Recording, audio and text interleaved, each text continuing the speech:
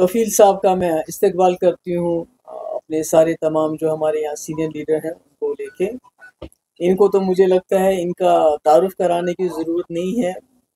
Senior रहे हैं वहाँ और काफ़ी सालों से एमएलए रहे हैं और बहुत मेहनत की है। जो असली जो नेशनल कॉन्फ्रेंस एक वक़्त में होती थी उसके बड़े ज़बरदस्त वर्कर रहे हैं, फिर लीडर भी रहे हैं। तो आज मुझे बहुत खुशी है कि ये हमारी जमात को जॉइन कर रहे हैं। खुशी इसलिए नहीं है सिर्फ कि ये कोई असेंबली सीट है तो फिर हमारी वहाँ खुशी इसलिए है कि इस वक्त जम्मू कश्मीर बहुत मुश्किल हालात से गुजर रहा है और ऐसे में जैसा कि आपने देखा कि आज 5 अगस्त को 6 साल हो जाएंगे तकरीबन जब जम्मू कश्मीर की तबाही के जम्मू कश्मीर को टुकड़े में बांटा गया, इख्तियारात छीने गए, सब कुछ। तो उसके बावजूद जो माहौल बना है, घुटन है, बात नहीं कर सकते हैं आप, रोज छापे, रोज तकलीफ। और अब लोगों ने बहुत बड़ी तादाद में यहाँ एक सरकार को चुना था ये सोच के कि शायद कुछ बदल जाएगा, कोई तब्दीली आएगी, कुछ चेंज होगा। अगर कुछ नहीं होगा तो कम से कम हम सर उठा के जी सकेंगे। मगर लगता है कि वो ऐसा कुछ हुआ नहीं। हालात बिल्कुल वैसे हैं जैसे पहले थे, वही मुश्किलात हैं, वही जेलों में हमारे नौजवान हज़ारों के तादाद में बंद पड़े हैं, कोई पूछता नहीं। अगर कोई बड़ा सियासी लीडर है वो भी बहुत सब तकलीफ़ में है, जिनके बारे में सुनती हूँ। किसी को कैंसर है, किसी को और कोई तकलीफ़ है, मगर कभी ना कभी हम उनकी बात करते हैं। मगर जो आम कश्मीरी जेलों में है उनकी बात कोई नहीं करता है। जो गरीब है, जो जिनके माँ बाप वहाँ जाके केस भी नहीं लड़ पाते। हमने कोशिश की थी, ये हमारे जो एडवोकेट हैं, हमारे लॉयर हैं सुप्रीम कोर्ट के मजीद साहब, इनके ज़रिए कि हमें पता लगे कि जम्मू कश्मीर के जो नौजवान हैं जेलों में कितने हैं, बाहर की जेलों में कितने हैं, ताकि हम किसी तरीके से जहाँ हो सके हमें उनको मदद कर सके, उनको केस लड़ने में उनको थोड़ा सा मदद कर सके। पर कोई हमें लिस्ट नहीं देता, कोई बताता नहीं, इसके बारे में इंफॉर्मेशन नहीं देते हैं। तो इसी तरह बहुत मामलात हैं, बहुत मुश्किलात हैं और कुछ लोगों को जो है मुश्किलात वो वैसे के वैसे जूं के त्यों हैं। तो उसमें मैं ज़्यादा नहीं जाना चाहती, मगर सबसे बड़ा ये है कि जो एक घुटन है, जो लगता था कि हमने अपनी जमात को चुना है तो उस घुटन से हम निकल आएंगे, उसमें कोई फ़र्क नहीं पड़ रहा है।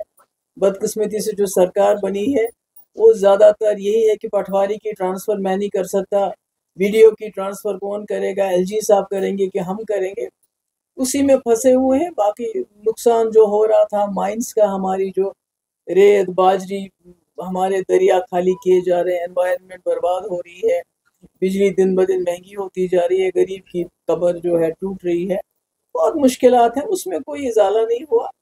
और इसीलिए मैं समझती हूँ कफील साहब जैसे पूरे जी शूर सियासतदान जो जानते हैं, इनकी हमारी पार्टी में शमूलियत से जो हमारा एजेंडा है, ख़ासकर जो मुफ्ती साहब का विजन है कि जम्मू कश्मीर को इस मुसीबत से बाहर निकालना है। आपने देखा कि अभी पूरे मुल्क की जो लीडरशिप है उनको भी समझ आ गया है कि ये जम्मू कश्मीर अगर आप इसको संभाल नहीं पाओगे तो पूरी दुनिया में इसका चर्चा हो जाएगा।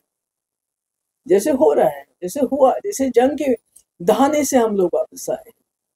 तो इसलिए वो जो पुराने लीडर थे, चाहे जवाहरलाल नेहरू से लेके बाकी, वो जो जम्मू कश्मीर को संजो के रखते थे, इस किस्म की छेड़छाड़ नहीं करते थे। तो उनको ये मालूम था कि जम्मू कश्मीर बड़ा सेंसिटिव इशू है, इसको अगर हमने अंदर मुल्क के अंदर उसको संभाल के रखना है, संजो के रखना है, तो इसके साथ ऐसी कोई छेड़छाड़ नहीं होनी चाहिए जिससे पूरी दुनिया में माहौल जो है एक अलग किस्म की बात हो जाए और दोनों मुल्क जंग के दहाने पे पहुंच जाए। मुझे लगता है, मैं उम्मीद करती हूँ वो ये बात समझ गए हों और अपनी जो उनकी आयरन फिस्ट पॉलिसी है, जिस तरह वो इन्होंने पिछले 6 साल से यहाँ पॉलिसी एक अपनाई है, मैं उम्मीद करती हूँ उसमें तब्दीली होगी।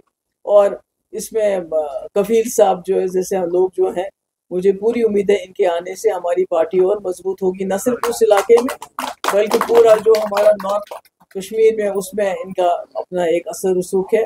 और मैं शुक्रगुजार हूँ अपने जो हमारे डिस्ट्रिक्ट प्रेसिडेंट हैं फिरदौस साहब हैं, डॉक्टर अब्बास साहब हैं, जितने भी लोग इस वक्त लगे हुए थे कि इनको लाना है, पार्टी को मजबूत करना है, उनकी भी मैं बहुत शुक्रिया। उसके बाद ये कहा गया था everything will be normal, development changes and peace process. नतीजा सामने है, पहलगाम ऑपरेशन महादेव, कल से जो पहलगाम अभी चल रहा है, कितने मार के ख्याल में मेरे ख्याल में कफील साहब ने खुद जवाब दिया कि ये इस वक्त पार्टी में नहीं थे कई महीनों से।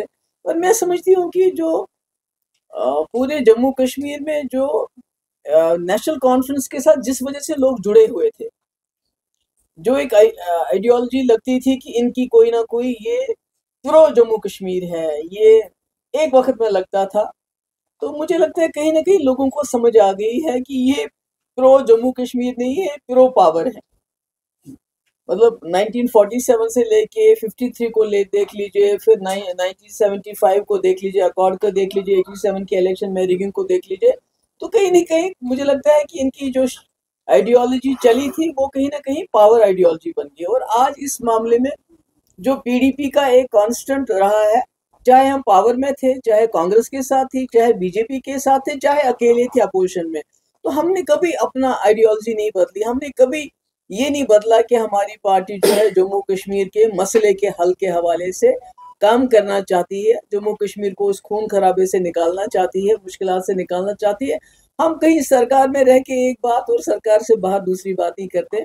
जब मैंने बीजेपी के साथ सरकार बनाई तब भी मसले कश्मीर के हल की बात की, तब भी दिल्ली से डेलीगेशन लाया, तब भी लेटर लिखा हुर्रियत वालों को बातचीत करो, सीज फायर करवाया, नौजवानों की एफआईआर वापस ली। यानी कि हमारी जो हीलिंग टच पॉलिसी है वो कभी नहीं बदलती है, चाहे हम अपोजिशन में है या सरकार में।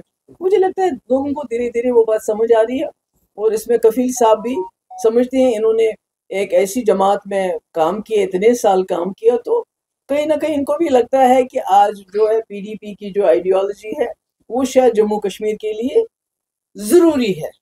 क्योंकि अगर जम्मू कश्मीर में पीडीपी बात नहीं करेगी, खड़ा नहीं होगी, तो आप यकीन मानिए ये जो नेशनल कॉन्फ्रेंस कभी कभी बात करती है वो बात करना भी बंद कर देंगे। कि एनकाउंटर पहले भी होते थे, अब भी हो रहे हैं और आगे भी होंगे, मगर एनकाउंटर से बड़ी इतनी जंग होगी हमारी, जंग के बाद फिर सीज फायर करना पड़ा। तो इसका मतलब ये है कि जब तक आप रिकंसिलेशन, डायलॉग, डिबेट नहीं करेंगे, आपस में डिस्कशन नहीं करेंगे, ये एनकाउंटर भी चलते रहेंगे और खुदा ना खास्ता हम हमेशा जंग के दहाने पे रहेंगे। इसलिए dialogue and reconciliation is the only way forward. लेकिन पार्लियामेंट में कहते हैं डायलॉग है, लेकिन अब वो होगा सिर्फ पीओ की वो तो हमने देख लिया, वो तो देख। Thank you so much, thank you.